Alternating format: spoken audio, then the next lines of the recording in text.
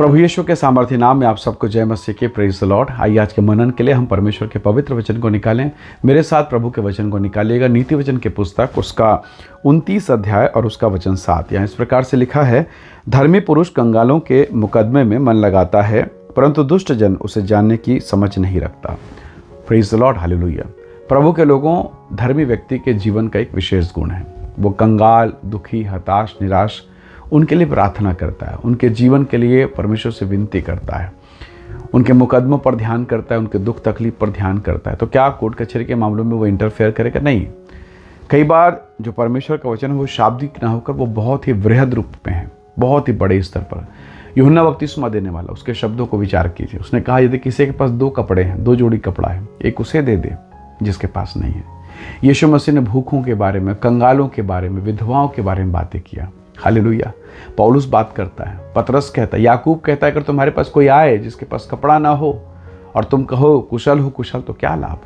तो कई प्रकार की बातों को पवित्र आत्मा ने दासों के माध्यम से, प्रभु यीशु मसीह के माध्यम से हम तक पहुंचाया है। और मेरी और आपकी जिम्मेदारी है कि हम उन लोगों की भी चिंता करें जो हमारी कलीसिया से बाहर हैं, विश्वासी अविश्वासी। हमें उनकी भी सुधि लेनी चाहिए। कई बार हम अपनी समस्या को कितना बड़ा बना देते हैं, हम अपनी तकलीफ़ों को इतना बड़ा मानो पहाड़ के समान, और अपने आप को खुद दुखी कर देते हैं। एक सुंदर कहावत है, कुछ लोग इसलिए दुखी हैं कि उनके पास एक अच्छी कंपनी का चप्पल नहीं है, अच्छी कंपनी का जूता नहीं है, या अच्छी कंपनी का कार नहीं है। जरा सोचिए तो सही, आपके पास इसलिए दुख है कि आपके पास एक अच्छे ब्रांडेड सैंडल या जूते नहीं हैं। पर जरा सोचिए तो सही, कितने ऐसे लोग हैं जिनके पास खुद का पाँव नहीं है, जब उनके पास अपना पैर नहीं है, अपाहिज हैं, लंगड़े हैं, बिस्तर में पड़े हैं, उठ नहीं पा रहे हैं।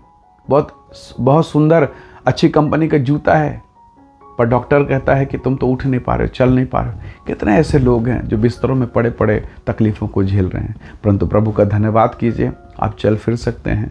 ठीक है, एक ब्रांडेड कंपनी आपके पास नहीं है, परंतु परमेश्वर का अनुग्रह है कि कुछ तो है आपके पास में। परमेश्वर के लोगों, प्रभु ने भी बहुत कुछ दिया है। प्रभु का दास हबक्कुक कहता है कि चाहे भेड़शाला में भेड़ रहे ना रहे, चाहे अंजीर के लताओं में अंजीर फले ना फले, चाहे दाखलताओं में दाख लगे ना लगे, मैं यहोवा को धन्य कहूँगा। परमेश्वर के लोगों, प्रभु ऐसे लोगों को ग्रहण करता है। केवल ये नहीं कि हम पाकर धन्यवाद करें, पर उस दशा में भी धन्यवाद करना जब सब कुछ हमारे आशा के विपरीत चल रहा हो। अय्यूब एक अच्छा उदाहरण है। अय्यूब के जीवन में सब कुछ समाप्त हो गया, घर, परिवार, बेटी, बेटा, धन संपत्ति, सब कुछ बर्बाद। और ऐसे दशा में भी वो कहता है कि परमेश्वर ने दिया, परमेश्वर ने लिया, परमेश्वर का नाम धन्य है। हालेलुया। क्या इस प्रकार का विश्वास हमारे भीतर में आ सकता है? बहुत कठिन लगता है, असंभव लगता है, लेकिन हमने परमेश्वर के वचन में इस बात को देखा। धर्मी पुरुष कंगालों के जीवन पर, उनके मुकदमों पर ध्यान करता है। क्या आपके कलीसिया में कुछ ऐसे लोगों को देखा जिनके पास आशीष नहीं है? हम सुबह प्रार्थना में बैठते हैं, दोपहर बैठते हैं, हम रात में प्रार्थना में बैठते हैं। हमारी प्रेयर लिस्ट को देखिए। मेरी पत्नी, मेरा पति, मेरा बेटा, मेरा बेटी, मेरी नौकरी, मेरा काम, मेरा धन, मेरा कर्जा, मेरी समस्या। क्या हम एक लाइन उनके लिए प्रार्थना करते हैं बड़े बोझ के साथ कि प्रभु, मेरी चर्च में, मेरी कलीसिया में मैंने उस भाई को देखा, उस बहन को देखा, उसके पास एक अच्छा कपड़ा नहीं, उनके बच्चों के पास एक अच्छा जीवन नहीं, धन की कमी है, नौकरी की कमी है, कर्जे में है। क्या हमारी प्रार्थनाओं में हमारी कलीसिया के लोग हैं? क्या परमेश्वर का दास आपकी प्रार्थना में है? क्या नाश होने वाली आत्माएं आपके प्रेयर लाइन में है, प्रेयर के लिस्ट में है?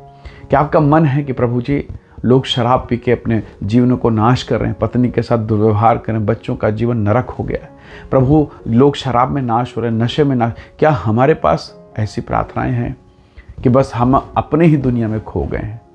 क्या हम अपने ही दुनिया में खो गए हैं? क्या हमारा जीवन स्वार्थी हो गया? परमेश्वर का वचन कहता है कि जो अपनों की चिंता ना करे, जो अपने लोगों की चिंता ना करे, वो अविश्वासी से बुरा हो गया, वरन विश्वास से मुकर गया। तो प्रभु के लोगों, परमेश्वर का वचन हमें सिखाता है कि हम तमाम लोगों की चिंता करें, गरीबों की चिंता करें, परवाह करें। हो सकता है आज आपके पास प्रभु ने एक्स्ट्रा दिया हो, शायद कुछ चीज़ें हैं जो आपके घर में या आपके लायक नहीं हैं, पर कई ऐसे लोग हैं जो उस वस्तु के लिए तरस रहे हैं। कई ऐसे लोग हैं जिन्हें वो मिला नहीं है जो आपके पास एक्स्ट्रा है, शायद ऐसे ही पड़ा घर में है। परमेश्वर से प्रार्थना कीजिए कि आपकी और मेरी बुद्धि को वो खोल दे ताकि हम उन लोगों को देख सकें। प्रभु यीशु मसीह ने बहुत सुंदर कहा, मत्ती के सुसमाचार को जब आप पढ़ते हैं तो वहाँ पर लिखा है, जो लोग अंधियारे में थे उन्होंने ज्योति देखी, जो निराशा में थे उनके लिए आशा प्रकट हुआ है। हालेलुया। तो प्रभु के लोगों, जुबलून और नप्ताली के देश के लिए भविष्यवाणी थी। यीशु मसीह उनके पास गए, वो जो गिरासेनियों के देश में था, अपने आप को घायल करता यीशु को देख के प्रणाम किया। कई ऐसे लोग हैं जिनके पास आज सुसमाचार नहीं पहुंचा, यीशु का संदेश नहीं पहुंचा। लोग नाश हो रहे हैं शराब में, पाप में, व्यभिचार में, कितनी प्रकार की घृणा की बातें हैं और उनकी आत्माएं नाश हो रही हैं। क्या आपको चिंता है? क्या आपको उनके बारे में थोड़ा भी पीड़ा है? यदि है तो सुसमाचार सुनाइए, यदि है तो प्रार्थना कीजिए, प्रभु से बातें कीजिए। प्रभु ने कहा है, हमें आदेश मिला है, उसने कहा है यीशु मसीह ने कि फसल तैयार हैं, खेत तैयार हो चुके हैं, मजदूर थोड़े हैं। खेत के स्वामी से विनती करो ताकि मजदूर भेज दे।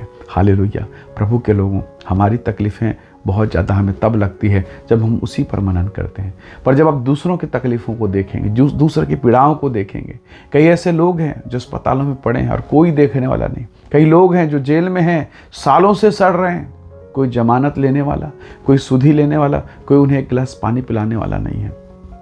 हम उससे बेहतर कंडीशन में हैं, पर इतना सब कुछ होने के बावजूद क्या आज की सुबह हम धन्यवाद कर सकते हैं? क्या हम ये बोल सकते हैं, अय्यूब का जीवन ऐसा ही था, सारी पीड़ाओं में वो परमेश्वर की योजना को देखता है, सब निराशा में वो परमेश्वर के अनुग्रह को देखता है।